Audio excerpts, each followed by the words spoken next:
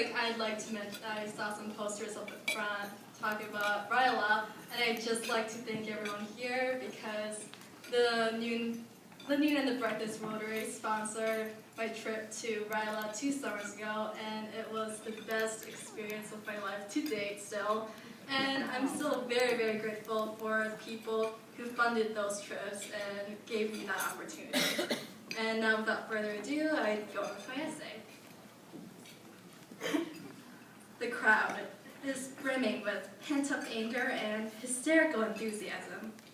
Signs shout in bold font, equal pay, and Women United will never be defeated. One woman lets out a feral cry before taking off her bra and setting it on fire. Gathered around the scene, mob chants, hey, hey, ho, ho. Patriarchy has got to go.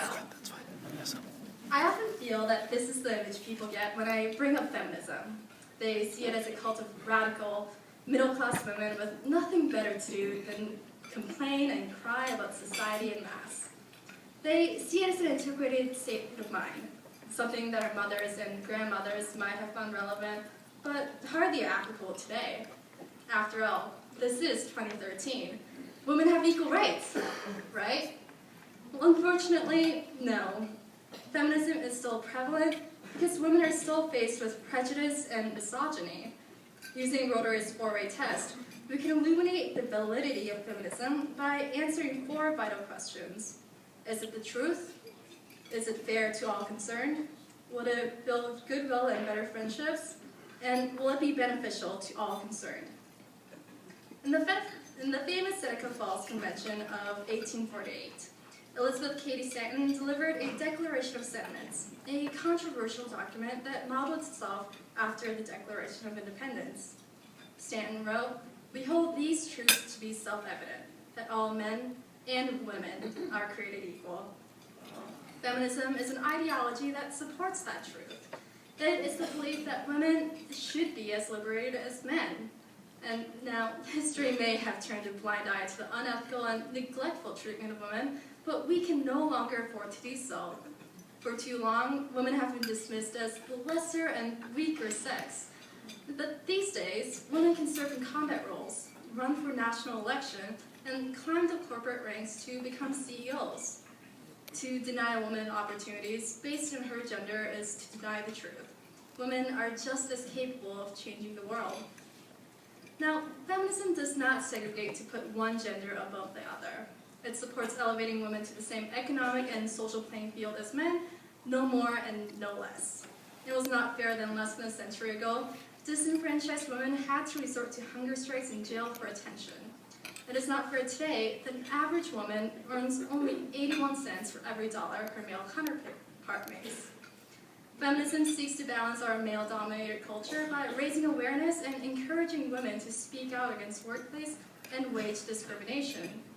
The 21st century is no place for the glass ceiling or the despairing lack of female representation in administrative positions. Feminism is not just fair to women, it is fair to everyone. Men around the world who are invested in the well-being of their mothers, wives, and daughters can benefit from the feminist movement. While chauvinism breeds inequality and ignorance, feminism fosters goodwill and better friendships. Contrary to the popular portrayals of the cynical feminazi who will initiate a rant at any and every opportune moment, most feminists are educated and empathetic individuals. Self-confessed feminists encompass both men and women because the only requirements to be a feminist is to be passionate about equal rights and promote the cause. True feminists prompt discussion and build relationships. Feminism isn't about whining nonstop about the wrongs committed to women in the past. It's about acknowledging and celebrating our progress. People around the country should be proud of the achievements they have made in the last century and rest assured that their contributions have made the world a kinder and friendlier place to women everywhere. Feminism is about awareness, and being aware is always informed, and informed is always beneficial. Today, women have the right and the obligation to benefit from all the available education society has to offer. Studies have found that educating women in developing countries is one of the best ways to directly alleviate poverty in underprivileged neighborhoods. when we allocate microfunds to female entrepreneurs. These women use their profits to send their children to school and break the cycle of poverty. Making sexual education available to young girls in Africa discourages unprotected sex and leads to less cases of HIV. When we empower women by inspiring courage and creativity, we strengthen our families and communities. Feminism does not just help women, it advances the human condition as a whole. Of course, feminism isn't perfect. Even today, feminism remains a politically controversial topic, and many women abuse the title as an excuse to justify their bitterness and entitlement.